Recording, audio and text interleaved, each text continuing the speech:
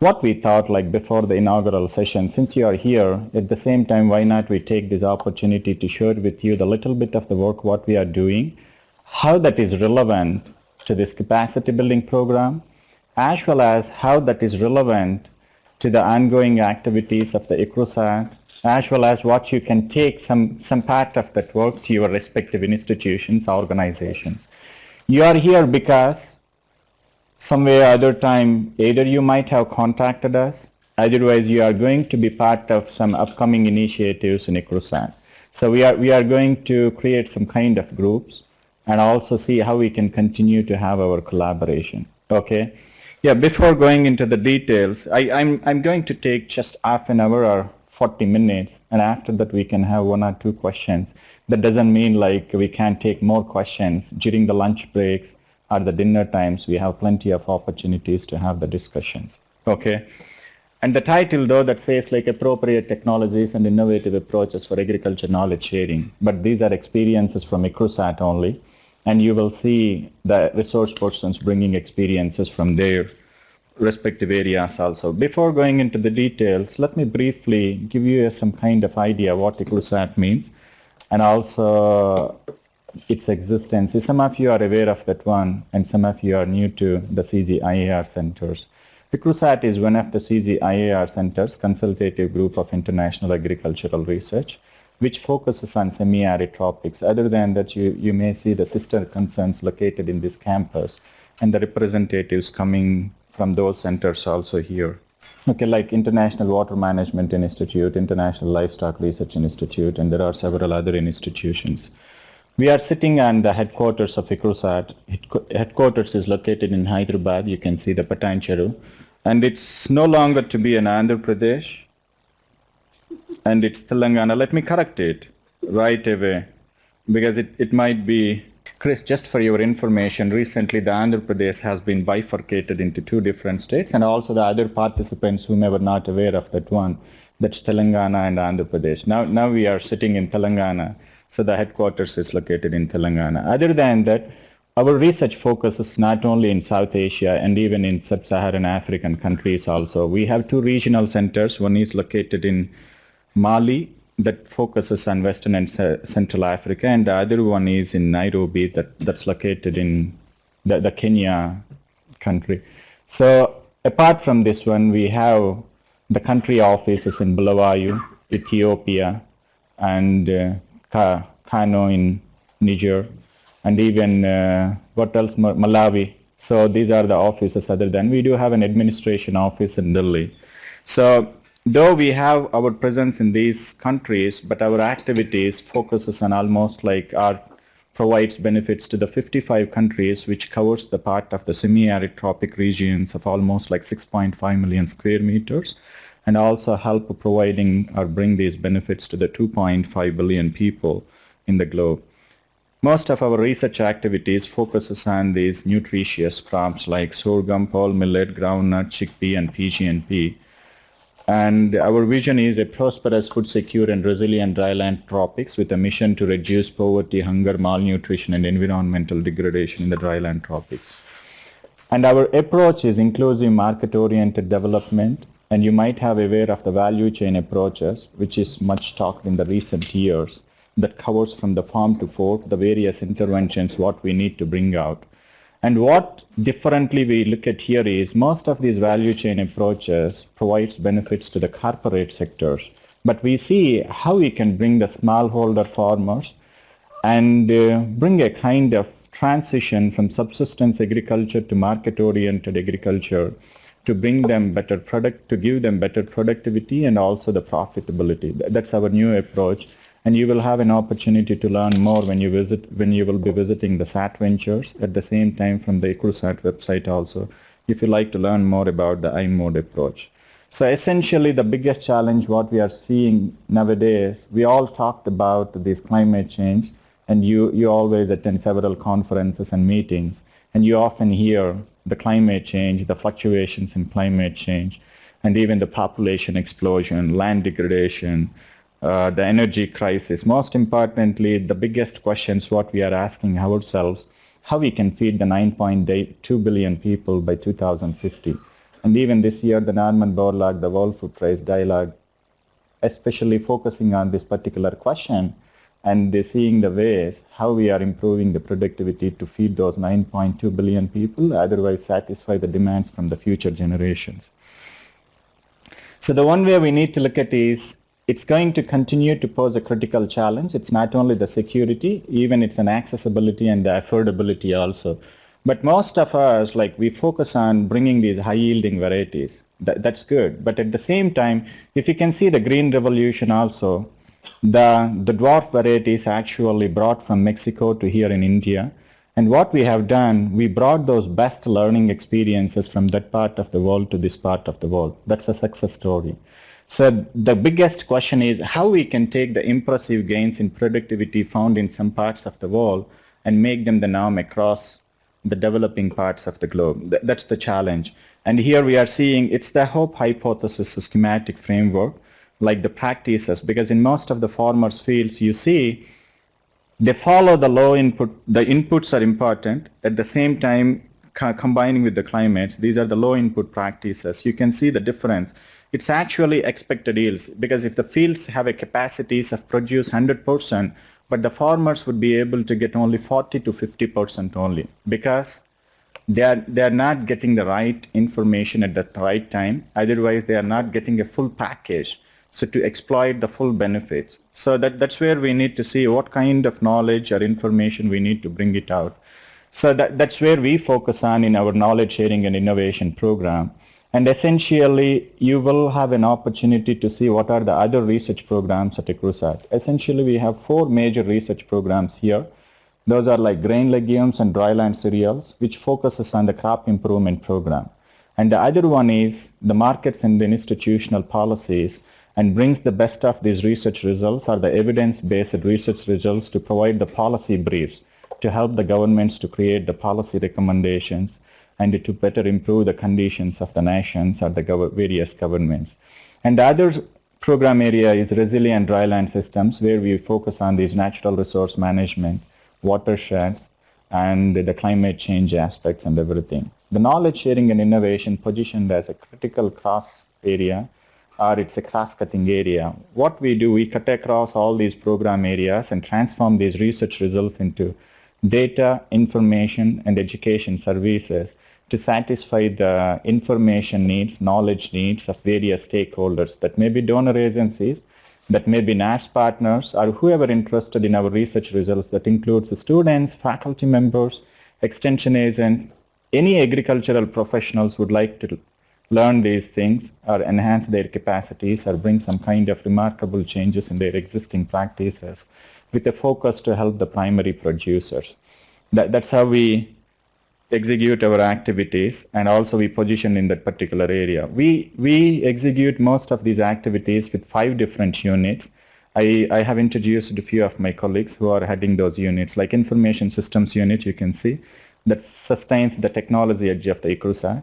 And the data management unit essentially see how they can open up these data sets, the validated data sets, to the global community, to do not allow to do the repetitive research. Okay, and the other one is the learning systems unit. Mainly, it's more like a training division, mainly focusing on enhancing the capacities of the various individual. If you wanted to learn a new technology, you will be recruited through this particular program and deployed in that particular research area, we can see. And the other one is the library and information services. And you are aware of the libraries and how those libraries work. But what we do in our case, we always focus on how we can do things differently and innovatively. Sometimes it's an out-of-box thinking. If you need to access a publication, you need to step into a library. But what we think here, can we bring the libraries to your desktops? Or can we bring the libraries to your offices? Is there a way? It's a simple thing. How many of you written a postcard or email or post mail to your friend earlier days? When was that? That's not an official. A postcard or a postal letter or postal mail. Not for the official purposes. The personal, communicating with your friends. How long ago? 95? 97? Not yesterday or day before yesterday. 2000. No? Just imagine, look at 15 years back. How are you doing that one? Not this many years? No, am I right? 2005. Oh, see, you're calling them. See, if you stick to the postal emails, probably you may not go for the new kind of approaches. This is what we are seeing, how best we can use these advances or the modern technologies into our existing activities. That's what we are trying. If you can look at some of these platforms, and some of you are having accounts on these things also, you can see the Facebook, it's part of our life, and we see how many likes I'm receiving for my posts and everything. So far we have almost like 829 million users on average log on to Facebook daily. Just 829 million users. Imagine every day they're logging into the platform. And more than 1 billion unique users visit YouTube each month. Over 6 billion hours of videos are watched each month on YouTube. And 100 hours of videos are uploaded on YouTube every minute. 100 hours per minute across the globe. And at the same time, LinkedIn, you can see almost like 277 million professionals are there. And the Wikipedia are more or less similar. But it covers whole range of activities, whole range of areas. If you could look at the agriculture, very minimal. We can't find, even if you can take a kind of small activity or an exercise on Wikipedia, if you type a high yielding variety, you ended up getting half a page. Okay, but if you type Boeing 777 or any kind of technology one, you ended up getting million searches. Okay, why? The reason behind this one is most of the times the levels between the subject matter experts and the technocrats, they do not match, especially the agriculture. Otherwise, there are some apprehensions. If you can look at in typical agriculture university structure or something, they have the computers, but the faculty members, they don't access the computers. Either they are helped by their secretaries. It's a simple tool. Unless and until they enhance their capacities, they may not enjoy these contemporary benefits. We need to help them, and we need to bring these people to a common platform and to see what are the challenges and how best we can address these challenges by working together. The biggest challenge is how do we bring these people together to a common platform. When we understood that one, we established a Center of Excellence in ICT innovations for agriculture. The idea of this particular platform is how best we can bring these interdisciplinary teams together and look at the wide variety of the interventions or the challenges from farm to fork, and how best we can bring some kind of new innovations and initiatives. It's right next to this door, and it's not a big labs like big structures. You can see all the computers or the laptops or the mobile phones where they are developing some apps and some novel platforms. So that's a decent lab. You feel free to go there and interact with the scientists and as well as the scientific officers and the fellows. They are working on various activities. And when I say these ICTs, it's not only the computers and internet. It may be anything like radio, telephone, mobile phone, or a simple CD or video, whatever that may be. What we believe, what would work in a best given kind of situation, that's very, very important. Social acceptance of the technology is important. How many of you are aware of the pagers? How popular those were when they first came into the world? Were they popular? Where are they now? Okay. Here the best learning point is we don't use the technology for the sake of using the technology. The acceptance of the technology and the use of the technology is very important. It's just a vehicle. Okay. Our interest is how best we can use these vehicles to transmit our information or the knowledge to our target audience or recipients. That's an important thing. That's what we are aiming at, that one. So that's where we are coming to that one. Most of us carry out the research activities. Essentially the first outputs what we produce is the data. Most of this data is in numbers. And if you don't process those numbers, the statistical analysis, we don't derive the information. And unless and until we apply that information and match with our experiences, we don't bring the knowledge or we don't produce the knowledge. That's why most of our activities, I'm sure like Chukka is going to focus on this particular area and provide you the full details. what we are doing here and what we are going to do here. And if you see any kind of collaborative activities, you are encouraged to initiate the discussions. When we started this activity, it's a very, very young unit at ICRISAT because most of our data either buried in their scientist field books, otherwise in their computers. It's not available to the other scientists, otherwise other fellow members. We thought like how best we can unlock this potential of the data sets available in somebody, because to develop a past pedigree, otherwise to bring the predictions which requires last 60 years data, and a scientist, if they have that particular data, they can enhance their research activity, and sometimes they can avoid doing the repetitive research if they would get an access to that data. We started with various platforms, but at the same time still we reached at a stage from these textbooks and computers to the data management platforms for various disciplines. Still we can reach beyond this stage.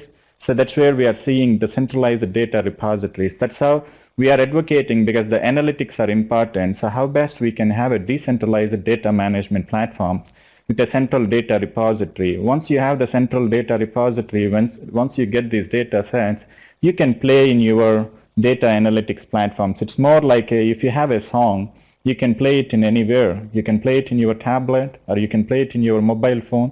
You can play it in your computer or an audio box or whatever that may be. You're choosing your desired platform. He is going to explain in a great detail about that one, and it essentially contributes to enhance your existing research activities. The next step comes once you go for this analysis after your research activity, you publish these results in the publications. Okay, most of these publications either buried in those journals or the conference proceedings. Okay, for example, if you publish a paper in a journal, would you be able to share that one to your fellow member? You can share it if you can pay the journal subscription. Am I right? And even if you write a book, the publisher, you get some free copies. Still you need to share that one. You need to pay for your own paper. Am I right? You're writing and you need to pay for your own work.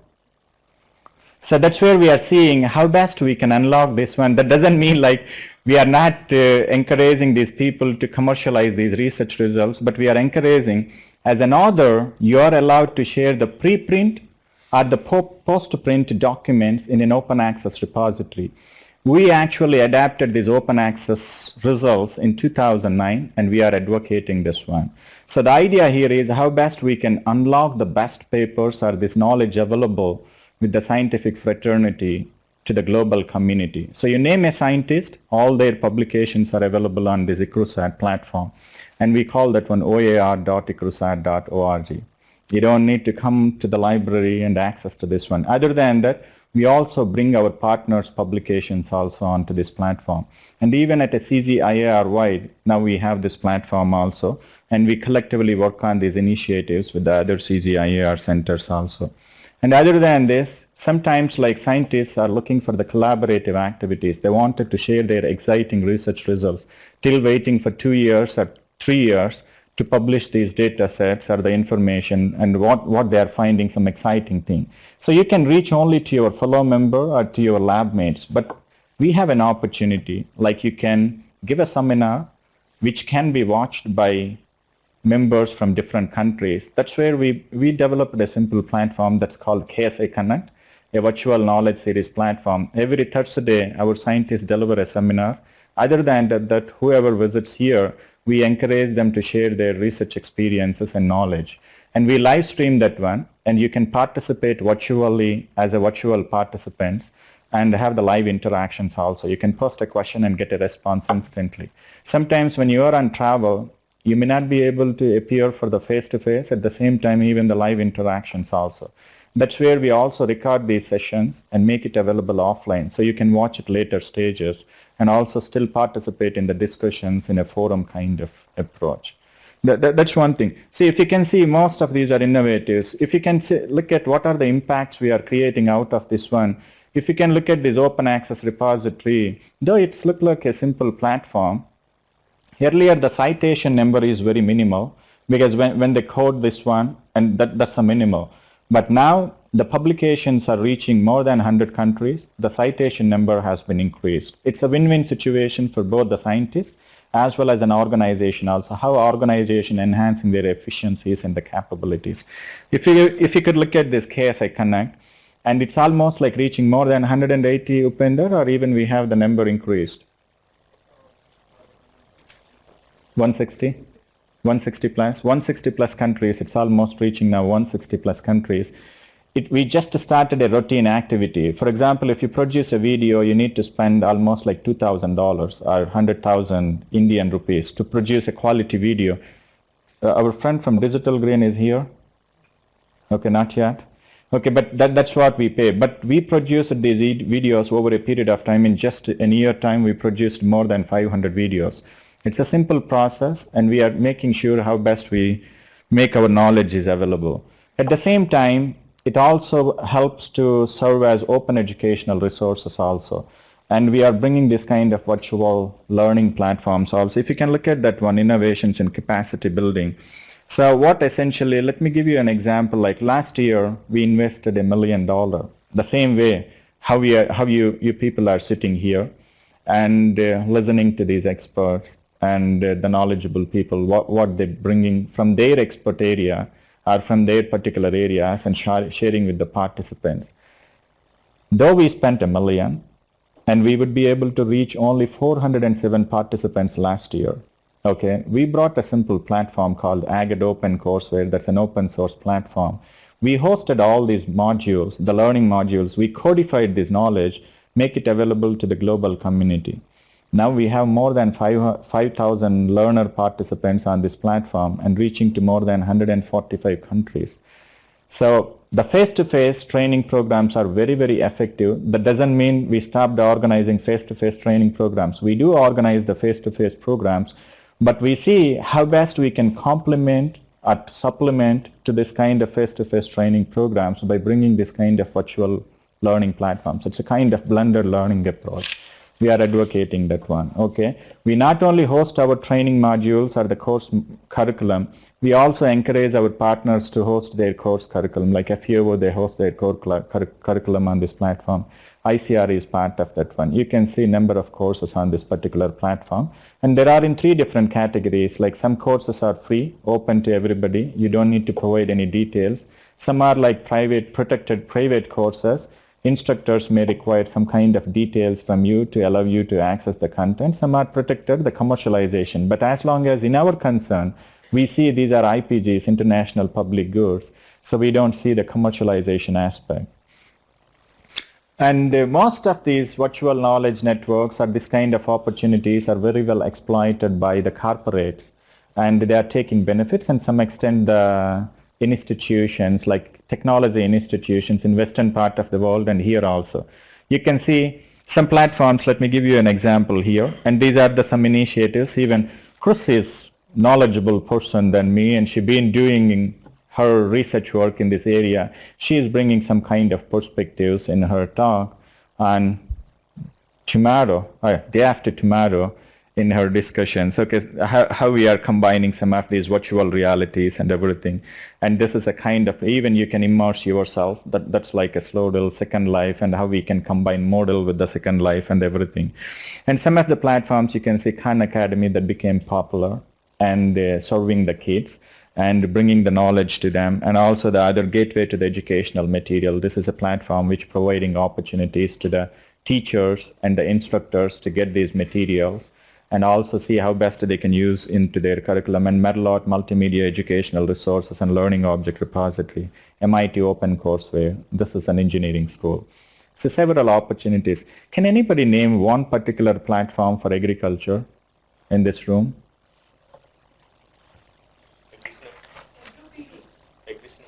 But that's not a course, am I right?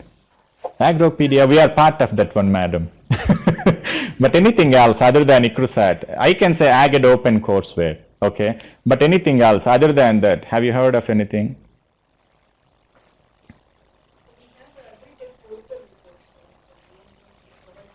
The distance learning, yeah. So there are few initiatives. Even Chris can say they have their, what is that, Chris, yours? No, the other one, even, no. You have this African platform, the Gates from AgShare. Say AgShare, but very few initiatives, unlike in other areas. But even, see, one or two individuals know. Why the MIT Open Course were very popular, most of the individuals know.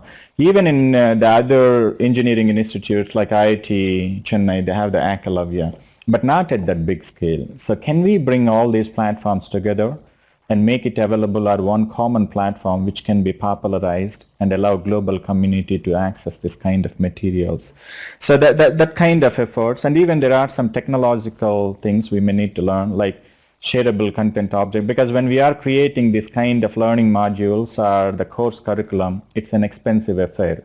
Unlike the traditional preparations, we are digitizing that one, am I right? We need resources, economic resources. It's a time consuming and an expensive affair. Here what we need to focus on, we are not focusing on the technology aspect, or we are not focusing on the technology part, though that provides a support. Because most of us, our interest is much more on the subject matter or the knowledge part or on the content part. And the technology should not become a barrier.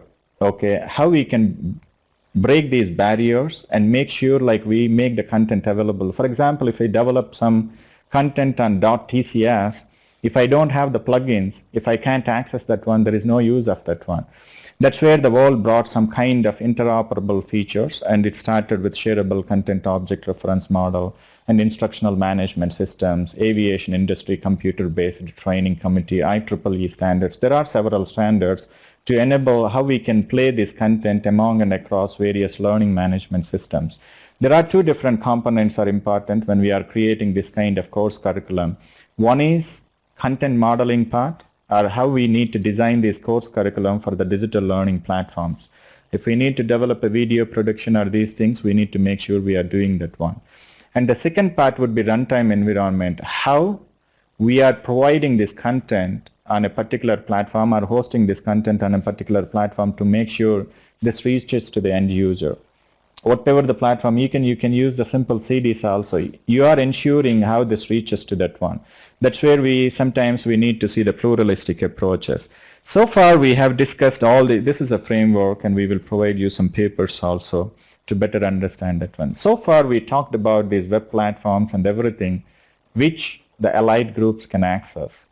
Read and write people can access, like educated people can access. How do we reach out to the smallholder farmers? That's again a challenge. Because in many cases, the smallholder farmers in developing countries, because we can find the smallholder farmers mostly in developing countries. Why we say the smallholder farmers, and many of you come from the agriculture area, you know the categorization, large farmers, marginal, small. And because that's purely based on their land holdings and the other criteria, we are defining them or we are categorizing them into that particular one. And most of these individuals are illiterate or semi-literate.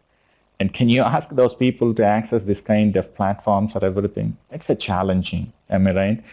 That's where we need to see, we need to better understand what are the existing information flows and how we are doing this one. And no doubt extension played a key role in advancing this kind of knowledge transfers, even in the Green Revolution. Now it's happening in the same way. But we have several challenges, like most of these extension systems are inadequate with infrastructure and human resources. If you could look at Indian case, it's almost like a 1:2,000, like one expert for 2,000 farmers. It's very challenging. And other than that, how many of you participated in surveys? So that may be socio-economic survey or election survey. Anybody participated here? Oh, raise your hand. So we are all here to share our experiences and everything, okay? See, these are the activities does not comes under your job responsibilities. As a government officer, we need to take these assignments because we are receiving these instructions from the organizations for the benefit of the society, okay? But if you can count on these things other than the distribution of seeds and everything, if you allocate your full time for the extension activities to help the smallholder farmers, if you could look at the math, and one farmer usually gets only 40 minutes per year by a government extension agents, because we have 6,75,000 villages. We have somewhere around just close to 100,000 extension officers. And now few state governments, they took a big initiatives to improve these numbers in Tamil Nadu. I'm sure like now they are improving the numbers. Am I right, Shanti madam? Yeah, they are bringing that. That's one way to do that one. But still, can we have that kind of big number? Can we establish the offices to all these offices? Or is there any other way we can reach out to that one? How many people can you meet, Dr. Patro, in a day to provide your pathology knowledge and address their pathological symptoms? 4 to 5? That's a good number. How many, Dr. Shanti? 2 to 3? Sir Venkanaidu, sir? 5 to 6. 5 to 6. Okay. Sir Gurumurthy, sir? 20 to 25. Sir Anand, you are 40 to 50. Can you reach 200 people in a day? Can you reach them over a mobile phone? Through mobile, it's possible. See, this is where we see the ICTs has a role and an opportunity. How we can leverage the efficiencies of the existing infrastructure and the human resources. How we can empower them and how we can leverage these resources. This is where we are seeing how we can introduce these information and communication technologies, because this is, you people are saying this is possible. Okay. When we realized that one, we first started with the web-based approaches. Even Thiru was part of that one during our experimental hubs when he was here at ILRI. But we need to conduct an assessment study. Like we need to understand how these farmers are satisfying their needs. If you can look at that one, there are 3 primary information resources they are looking at that one, which is available in those typical remote rural regions. And the primary resources are, you can see, the family, friends, or the neighbors who are not very well informed about these modern science practices. Most of their experiences or knowledge actually they gain based on their trial and error practices. And the secondary information sources are pesticide and fertilizer shop owners who never bothered about the welfare of the farming community. The resources are the natural resource management agencies which are inadequate with these infrastructure and human resources. Not only this is the study from ICRISAT, and even MSSR have conducted the similar kind of study, and they do that one before they set up these village knowledge centers. Even some other organizations like SEVA, they do this kind of assessment studies. And even not only we, National Sample Survey Organization, when they have conducted a study, you can look at like most of their needs are satisfied by the progressive farmers. It's a National Sample Survey Organization. And the other one coming, I think, next year, because usually they conduct these studies periodically once in 10 years or sometime. Am I right? So last time when they conducted, they found it, and 40% of farmers ready to give up agriculture if they find alternative livelihood opportunities. None of the farmers wanted to see the second generation in agriculture. These are the scenarios. So how best we can change those scenarios, because we are talking about the improving the production one way, and we are talking about farmers giving up agriculture in another way. What is happening? And in between the research organizations and the international research centers and the academic institutions, they always claim, hey, we produced a beautiful hybrid and we brought this new method which can improve the production. So this is not reaching to these individuals because of these inadequacies in the existing extension systems.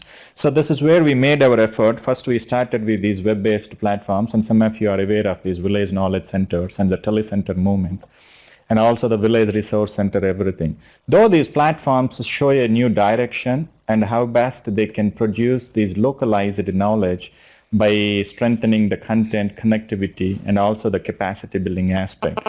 But again, we started establishing a new layer. We are investing in the infrastructure to build this kind of structures.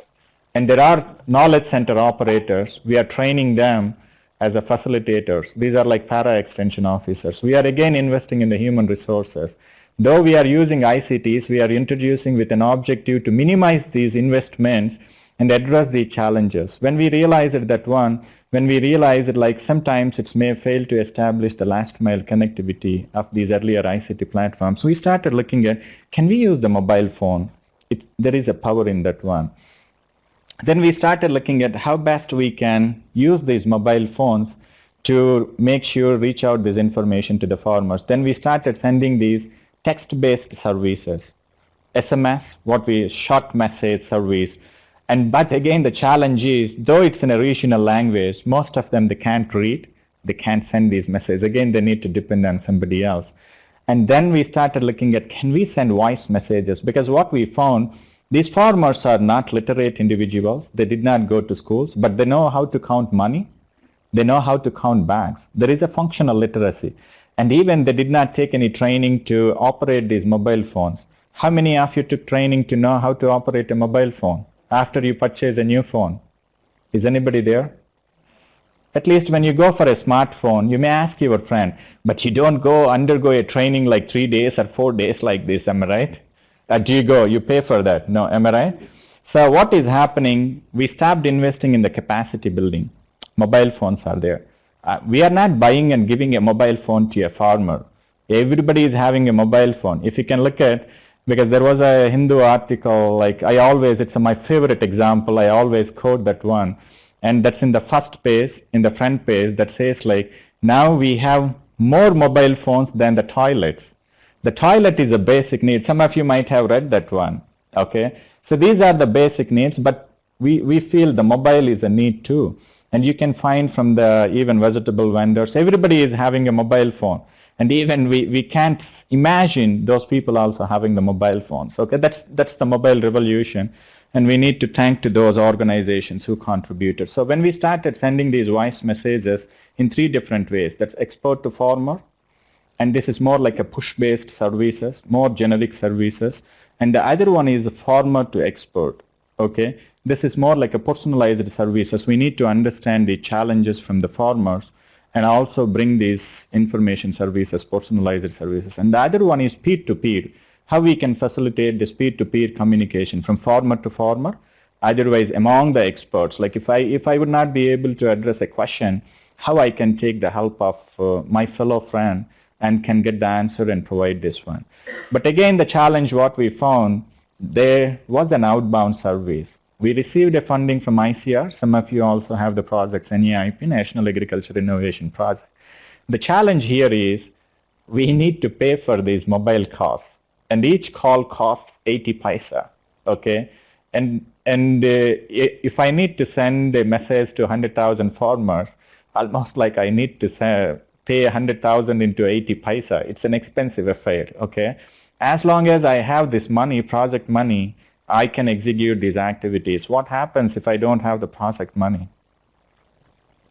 This is where we started looking at the private sector partnership. And that's where we have initiated discussions with a mobile company called Addakal.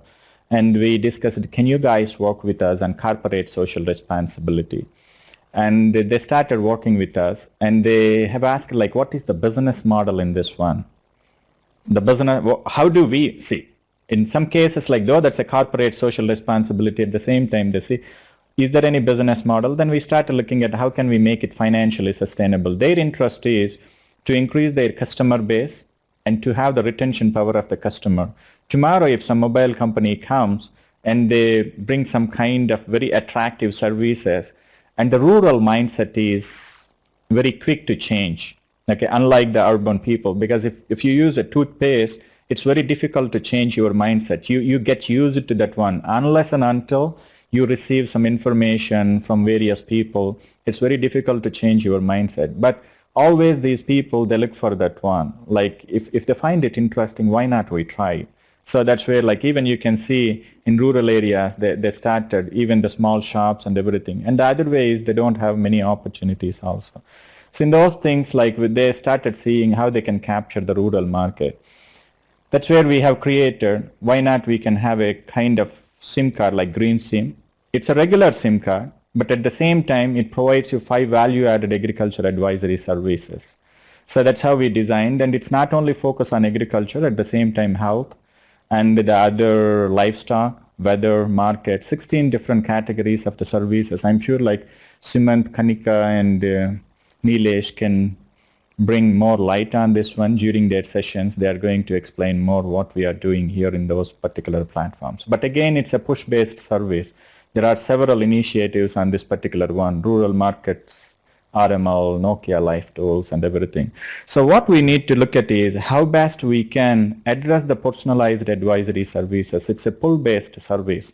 We talked about farmer to expert. That's where we need to understand the challenges or the problems what they are facing. So we started developing several modules. That's a farmer registration module. First we register them and we conduct it throughout the value chain approach, and we conduct the soil analysis. That's a soil health, and we identify the deficiencies in the soil. We provide the personalized recommendations. Then again, it's an advisory. That's a seed to seed, and then market information services also. They are going to show you the software also, what we are doing. And our colleagues here, Dunk Systems, they actually develop those modules. And even again, it's a kind of partnership approach.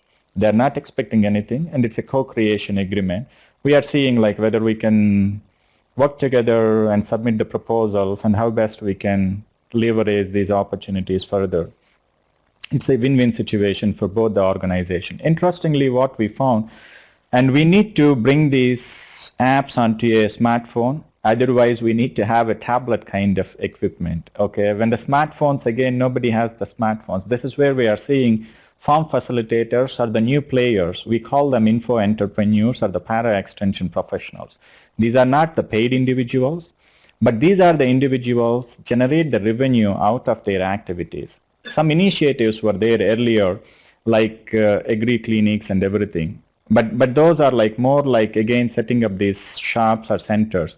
But this is where what we are seeing when we are having these tablets, it's again like an Amazon or eBay kind of platform. It's a virtual transactions we are enabling because we have the opportunities like Airtel Money, M-Pesa. These are opportunities. How we can minimize these transactions throughout the value chain, because if a product needs to reach to an end user, that go to into several transaction layers, company and a national distributor, state level distributor, and the regional level distributor, and all these, each layer adds a transaction value. Can we minimize these transactions and make it one, the farm facilitator or an implementing organization? It worked out very well. We started with the talk time with the Airtel people. When they sell the green SIM, they agreed to pay 10 rupees to the info entrepreneur, and they agreed to pay 10 rupees to the organization, because we don't identify anybody as an info entrepreneur or a para extension officer. There is a selection process. They need to affiliate an organization to make sure they are accountable to these activities. So they started earning income. If you could look at in one location, we started these experiments in 3 different kind of setups. One is an NGO model to better understand dimensions and dynamics with Rural Development Trust in Anantapur. I'm sure some of you are here, so they are helping us. And the other one is the government extension model from Karnataka. Government of Karnataka is part of that one, as part of our Bhuchetana activity. And the other one is microfinance activity in Mehboob Nagar. I'm sure from KVK somebody is here who are part of this one. Are they joining with us this afternoon? Masaya, KVK Mehboob Nagar. Okay.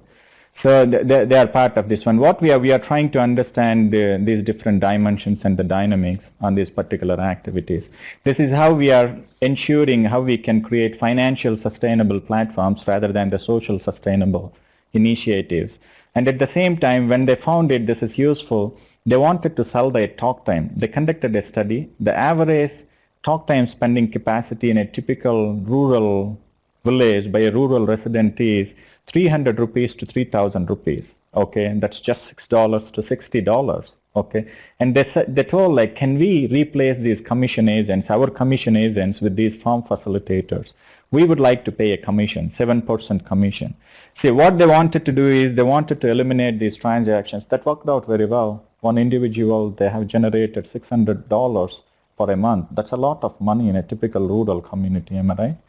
So these are the learnings, what we are learning, but at the same time now we are seeing the opportunities. Can we scale up these activities?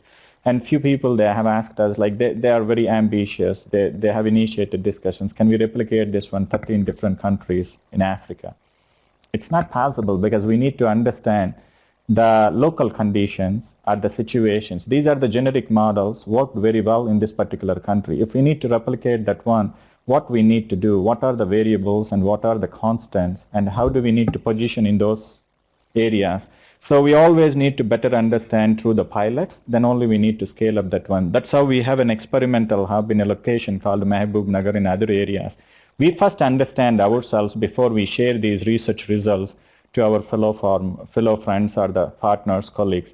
And we never participate directly, upscale these activities. We always go with the national systems, otherwise big NGOs, otherwise the government agencies. They are the partners to help us in upscaling this one to see the impact. If we do this one in small pockets, we may not be able to see those greater impacts, but it's always the greater impacts comes from the scaling up or replication activities. If Green Revolution happened in only Punjab, we may not have seen the revolution because that spread across the nation. Okay, we all talked about these information services, but at the same time, we also touched on these education aspects for the allied groups. What is happening on the farmers front?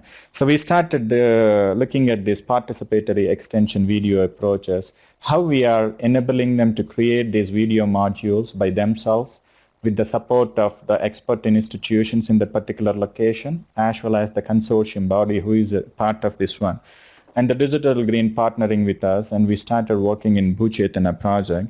It worked out very well, and even they found like it's 10 times superior than the classic extension system. This is in our experimental hub. Last year, whoever participated in the capacity building activity, we have an opportunity to take them. But you are most welcome to visit with your colleagues next time when you are here. This time we are not placing this one as part of this capacity building activity, but you will have an opportunity to interact with the farming community during your one of hands-on sessions as part of the ICT for development exposure. Not only this one, even we do have various kinds of other activities like micro-level drought preparedness. That's why we are all bringing this one as part of ICT for development umbrella. And even for this business model, we also received an award from Rural Marketing Association Limited, and they are saying we have demonstrated a particular model which showcasing innovative use of technology of the decade. So how we can create financially sustainable models. Other than that, we sometimes, we also look at what is happening in other parts of the world. As I mentioned, what we need to see.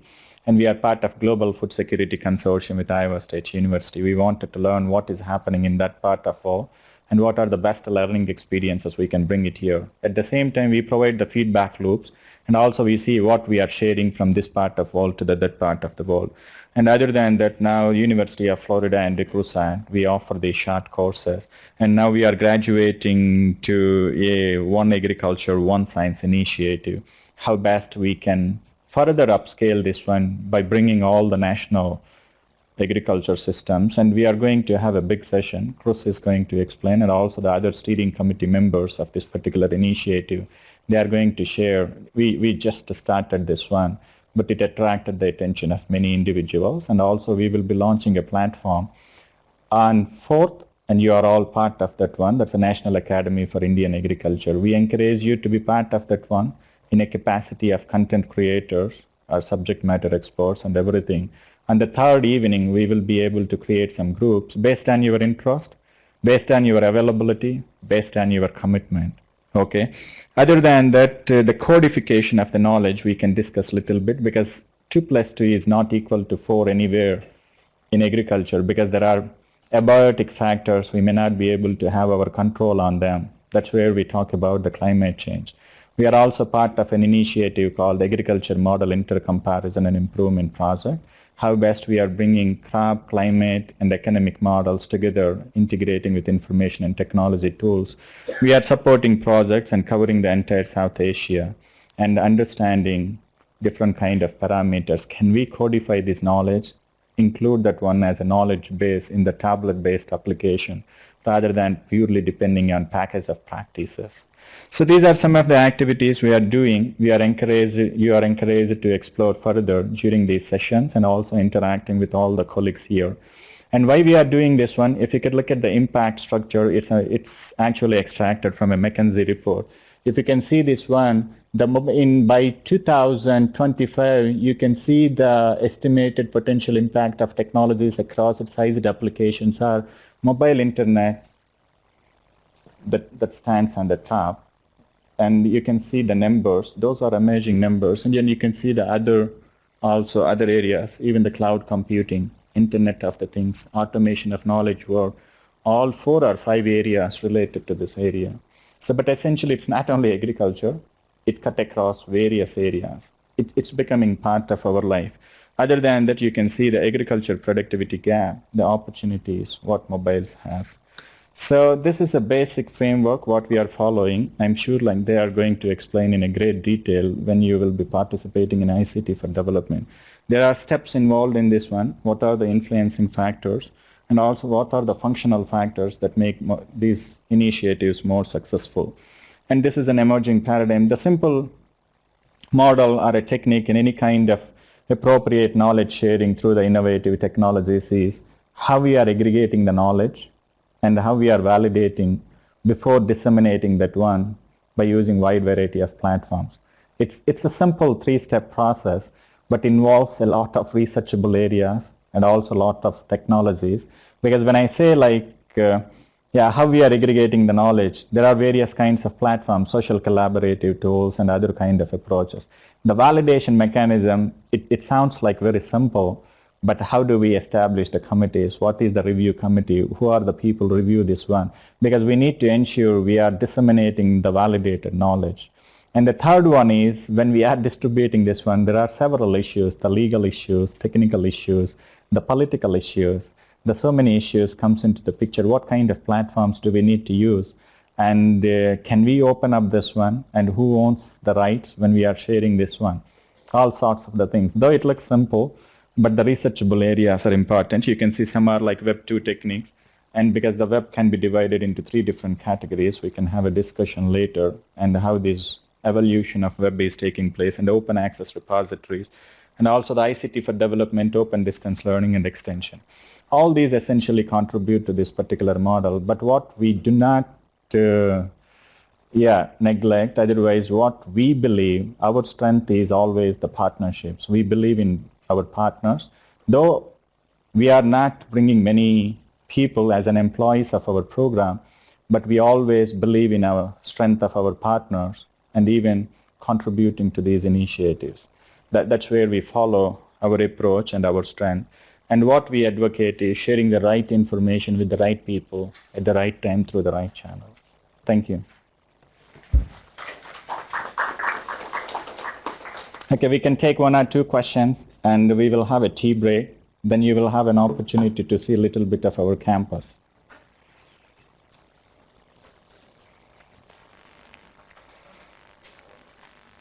Okay. There are 2 things. If there are no questions, probably if you understand everything, otherwise you did not understand anything, otherwise you exhausted. One of the things we were, one of the things which, kind of thing which is kind of, how do we actually scale things up? Scaling up of most of the activities, right? Because given that, there is a resource crunch, and then, how best can we, one of the things which you were saying is a similar activity which we did was voice-based SMS. And that sure was expensive. And now we are looking at what is that, how can we actually scale things up so that, one of the points which NSSO has said, the efficacy of KVK is about 0.7%. Input dealers and whereas the progressive farmers constitute about 37% of information to the farmers. So can we actually tap into these progressive farmers? Can we tap into these input dealers?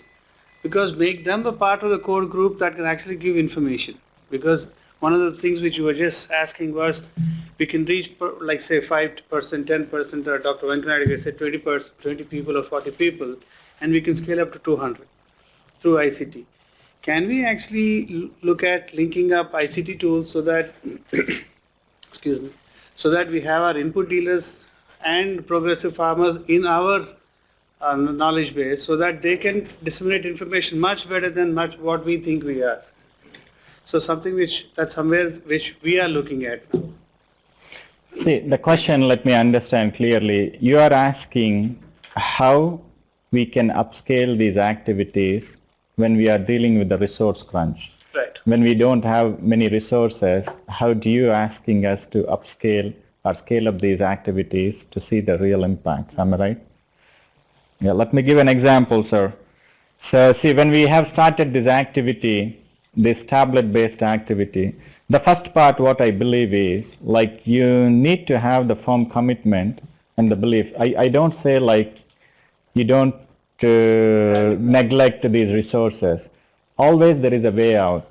Let me share our own experiences. When we wanted to introduce this tablet-based application, the app development and everything, we haven't started with Nunk Systems that time, okay? We started with a big, giant software company, okay? We went through the process and we spent almost like an year on a cost-sharing approach. And just a week before, they challenged us, hey, you guys need to pay $500,000, otherwise we would not be able to participate with you. We did not give up that one. And they are kind enough, they have agreed to join with us. In just a 5 days time, we developed everything and we launched that one. That did not stop us. It's a commitment. And what we have done in this particular process, we have invested whatever the resources we have. And at the same time, we requested our partners to cost share to see this is a novel idea. If they believe, if they have a buy-in, and now that attracted the attention of many individuals, attracted the other projects. If we would have waited for some kind of funding, we would not have started our activities by that time. You start small and see if you show a new model or a new approach, automatically you will have a buy-in. Because even if you look at yourself, you have a product, you would like to pay for that one. You have a concept, somebody comes and tell you, hey, this is a paper, I have a beautiful concept, would you pay for this one? Would you pay for that? Yeah. And somebody comes, the second person comes to show you, hey, this is a product, would you like to buy that one? One person showing, I would be able to develop this one. One person showing, I have developed this one. These are the two approaches. But what he has developed, that's a prototype. He has developed a toy aeroplane which you cannot travel, but he is demonstrating this is how it would work. Can we build a big aeroplane if you have a buy-in? So the same big giant company wanted to come in and join with us now because we have shown that one. So this is one thing, what we need to see. And it works in some cases, and we need to, it's not the same approach, works in all the cases. We need to see what we need to do to get that thing done. It's always like a commitment. Also made is that we have enough number of tools, but the point which we're missing most of the times, actually on the scale I'm talking about, not on small experiments that we've done enough number of things, is the last mile connectivity. You know, if you look at the databases that the agriculture department has started or ICA has started, the number of users are little, absolutely little. You know, they spend 10 crores, they have 6,500 users. But we need to look at actually how best can we be innovative. I mean, I'm just sharing some of the things. Oh yes, I agree with you. That's why I'm saying we are going through is that what I mentioned, I'm not denying like only these are the initiatives. We have several initiatives, but how we can bring these initiatives together to avoid this repetitive investments and to have a common platform, how we can grow big collectively and to show a new direction for achieving greater impacts. That's the whole idea. That's why I'm saying it's a partnership approach. We believe in the partnership approach. How we are bringing these like-minded people together, how we are bringing these like-minded, if you can see in each and every initiative, it's not only we doing with our partners. It's not only ICRISAT and partners. That's what we believe. It's not the only KVK, it's not the only ICR. That's our approach. That's how we are avoiding these investments, repetitive investments. We don't want to reinvent the wheel if our partners are doing some great things. can we learn, can we use, or can we see what we need to do best to bring those experiences here? This is the approach we need. That's our approach. Maybe there are better approaches available, exists in the world also. We need to see what best suits to our conditions. You don't need to follow the ICRISAT approach. You don't need to follow our approach if you find a better approach. Any other this side, sir? Sir, in case of green sim and voice messages, since the farmer's need will be different to different person, then whether the messages you are sending will be uniform to all the green sim holders, or it will be different to different farmers? I have mentioned two different approaches, sir. One is a push-based information delivery approach, and the other one is a pull-based information delivery approach. When we are pushing these information advisory services, that's common for everybody. The 5 messages are common for everybody. And the pull-based information advisory, these are like premium services. These are like personalized advisory services. You are performing or conducting these soil tests and everything, and you are mapping out those farmer profiles also. Okay, that's a pull-based information delivery approach. Together we are saying it's a pull and push-based approach which actually contributes to that bigger platform. Thiru, don't ask tough questions. Oh, no. If you have any tough questions, we can discuss. Very simple question. So I don't have any doubt about the ICT ability to deliver the extension services to a better manner. But I have a little bit an issue. When we engage more of ICT in delivering these extension services, I think we are moving towards a paid extension services. So is there, looking at a larger context of Indian structural change in Indian agriculture, when the farmers are quitting the agriculture, as the reason is one of the input costs are rising. So whether is there any alternative ways to make this ICT enabled delivery of extension without much of cost? Okay. That's a good question, Thiru. And even when I thought about you, and even in the program, if you could look at, I deliberately put one session, ICT mediated extension Hyper Hope. Have you seen that one, the title? And I requested VP Sharma to deliver the lecture. Thiru, that's a good question. Like when we say the paid extension, if something comes cheap, like without cost, there is no value for that one. If anything comes free, there is no value. But having said that, the paid extension, it ensures the financial sustainability. But what we need to understand in the entire mechanism, who are paying for this extension, okay? To use an Amazon, if you need to pay for something, you don't like to use that one. That's typical mindset, what we have. At least the people whom I know in this part of world, they have a typical mindset of that one. If something comes free, web means everything should come freely to me. I don't like to pay. Why do I need to pay for an information service? I better ask my friend and get that one. If there is a book available that costs $100, first thing what we do, any open versions available rather than paying $100. Am I right?